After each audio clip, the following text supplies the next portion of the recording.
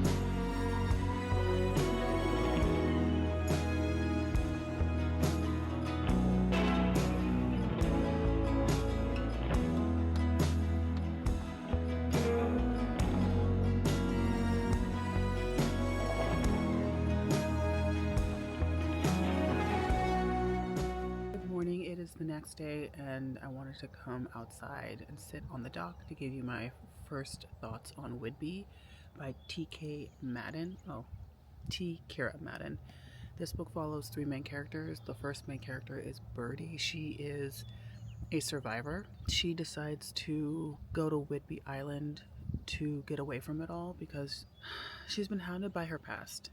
She is trying to unearth things that have happened to her via someone else's hands, basically. So she was a victim of child abuse when she was younger, and she's constantly hounded by police officers and reporters and other people who want the full story, and she just doesn't want to deal with it anymore. So she wants to go to Whidbey, which is a small island. Obviously, I'm on Whidbey right now. Yeah, she wants to go there and just get away from it all. There's also another main character named Lindsay. She is another victim of Calvin. This is the man who's molesting young girls. She was a former child star and now has written a tell-all. Birdie doesn't know how to feel about it. They've never met, they don't know each other, but they have lived parallel lives. Birdie decides when she's in Whidbey that she's going to try and read the new tell-all book, and it reveals a lot of things that she didn't even know had happened to Lindsay. We also follow Mary Beth. Mary Beth is Calvin's mother, and she has just received a phone call from police that Calvin has been killed in a car accident, and she is now thinking that it might have possibly been a murder, and she's trying to unearth what has happened and if it is truly an accident. They're all kind of recounting their experiences with Calvin from their points of view. It is pretty intense. So far, I haven't had any descriptions of anything that's happened. The author did write, this is a very serious subject and I didn't want to like go too in depth with things. Yeah, so far this is interesting. I don't know if I want to say that I don't like it, but it is a harder read. This is definitely a book that's going to make you think. Oh, I forgot to tell you, I'm about 50% of the way through, so I will let you know when I'm finished.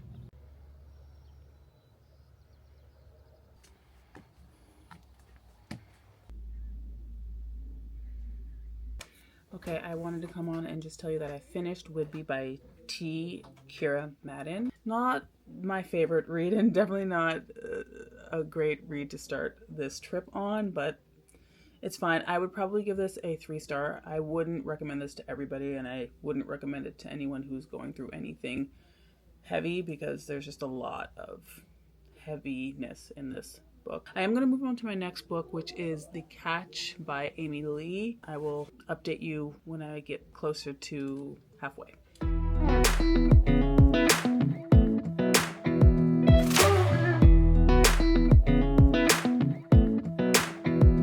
Come a little closer. It's the next day. It's about 6:30 p.m. and I wanted to tell you where I'm at in The Catch by Amy Lee. We just checked into our new location on San Juan Island, and that's part of the reason why I wanted to read this book, because it's island vibes. So this book follows our main character, Melanie. She is an influencer whose social media account is basically going kaput. She's just like no longer relevant, and she's scrambling to try to figure out how to be relevant again. She is given an opportunity to live in this like really cool resort. Something happens with the resort and it doesn't go through, and she was meant to be there for a week. So she ends up booking an Airbnb, and this Airbnb is beautiful, just really nice and really well curated, and something that she feels like she would like. She gets to the Airbnb. It's nothing like what she thought it was going to be. It's run down. It's obviously dated.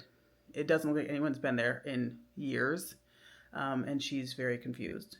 When she's there, she meets Evan, who is one of the owners of this Airbnb, and his family is actually currently feuding over what to do with it, if they want to sell it, if they want to keep it. She thinks, okay, well, that's not really my business, but as long as I can stay here for a week, I don't really care.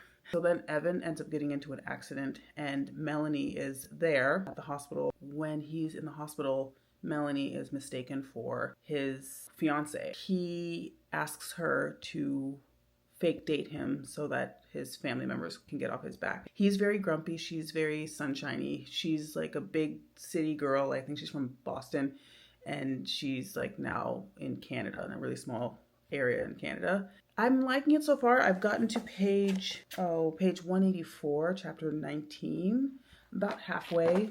But I'm liking it so far. It's cute. It's cozy. It goes with the vibes of like where I am. So that's fun too. And it's just light, easy, fun banter. And it's definitely an exact opposite of what I read before. So I'm happy about that. So yeah, I will keep you updated. I wanna dance with you. Everything's moving slower. I don't know what it is you do. I've been looking at you all night, trying to figure you out. I just wanna make you smile. Hold your hand in my hand, looking at the sunset. Man, you're looking good tonight. I wanna kiss you before the sun goes down. It's what you're doing, making me feel like I'm falling. And when you're moving, I can hear my calling. There's no one else here that I see but you. It's what you're doing that's making me feel like I'm falling. All right, I'm at Lime Kiln, and I wanted to give my final thoughts on The Catch by Amy Lee. I did like this book a lot. This book followed her main character, Melanie. She is really struggling to find family and meaning, and by being, I guess, faux fiancés with Evan, she gets that. A lot of his family members start caring about her and treating her like family. So I thought that was good. I like the found family. She does have a brother, and she's really trying to make sure that he is taken care of, even like to her detriment. I did think it was sweet, spicy a little bit. I think there was only like 3 spicy scenes. I also really enjoyed the adventure in this book. I'm going to move on to Violet Thistlewaite. If you like what I spoke about, found family, second chances, self discovery, and growth, yeah, this one would be a good one for you. I think I would give this a 3.5.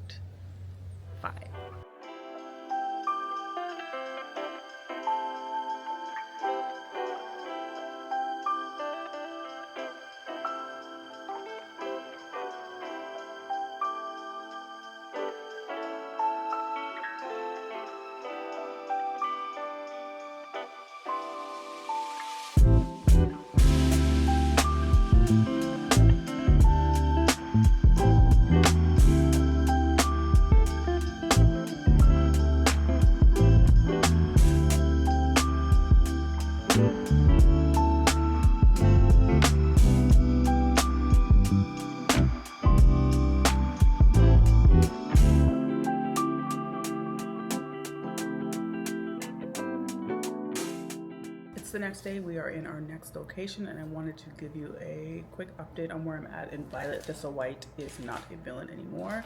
This is by Emily Kremholtz. I got to page 128, and so far I'm liking this. I'm not gonna give you a full update because I'm probably a third of the way through, maybe less than that. It is very cute, very cozy, magical, mystical.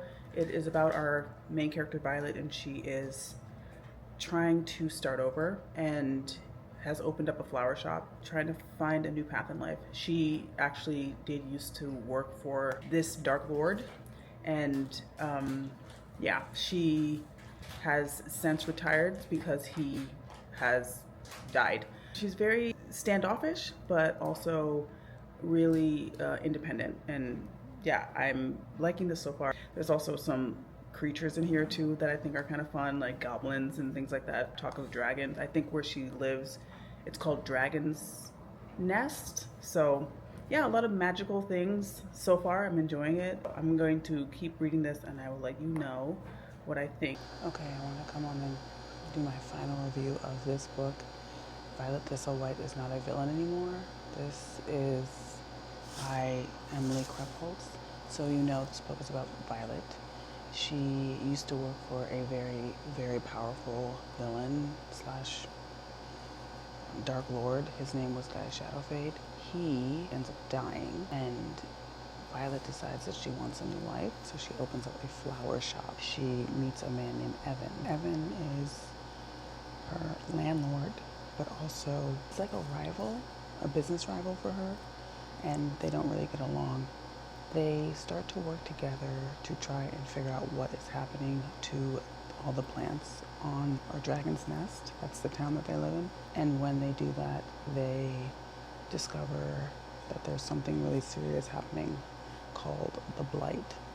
And they're now trying to figure out how to, stop it from happening, how to fix it. This book was fun. This book was cozy.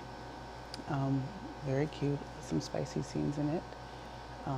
Violet also is hiding some secrets. It was so good and it was so fun. I think I would give this a 4-star. I really like this a lot.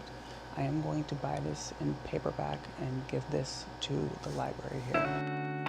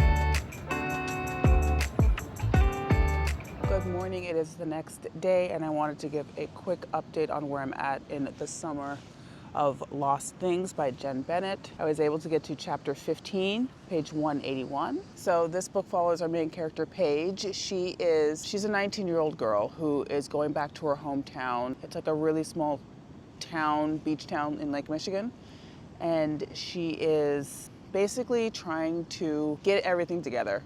She is a college student. She goes to Harvard, and she's gone there for the last year and is on like an academic scholarship because she's, very smart and has worked very hard. She is actually in a little bit of trouble and might lose that scholarship.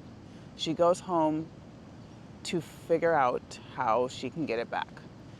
Her grandmother has recently passed, and that is part of the reason why she's been struggling in school, because she is obviously grieving, and her grandmother raised her, and her grandmother was like her mom and her dad and everyone all rolled up in one. So she goes back to her grandmother's cottage and decides to reset. When she's there, she realizes that someone has been staying in her grandmother's cottage, and that someone is an old friend named Seb.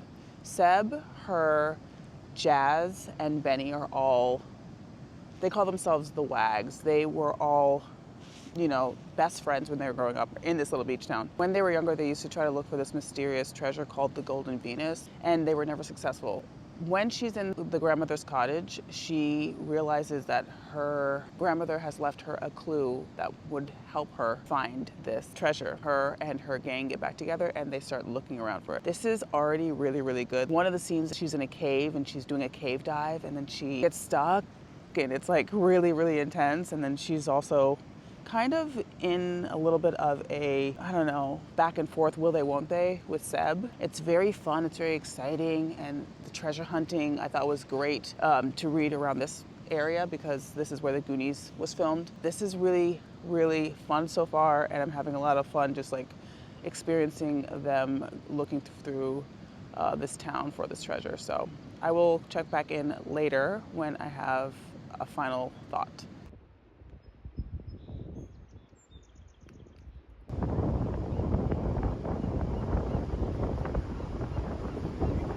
I wanted to give you a final review on The Summer of Lost Things by Jen Bennett. This book I thought was awesome. It is second chance romance, friends to lovers, ex-childhood friends to lovers. There was a lot of tension in here, close proximity. They had a lot of issues, like relationship issues between the friendship group, but it seemed very real and tangible. Sorry. Seemed real, seemed tangible, and seemed like it was meaningful. The aspect of the treasure hunt was just so much fun, and so much fun to read, and felt very adventurous and lighthearted, and following along with the clues, sorry about the birds, and discovering the different treasure maps and things was just really, really fun. I really like this a lot. I would give this book a 4, probably like a 4.5 star. It was fun. That's going to be the end of this video. Thank you so much for watching this little reading while on vacation vlog. I had a lot of fun, and I hope you did too. I'll see you in the next one.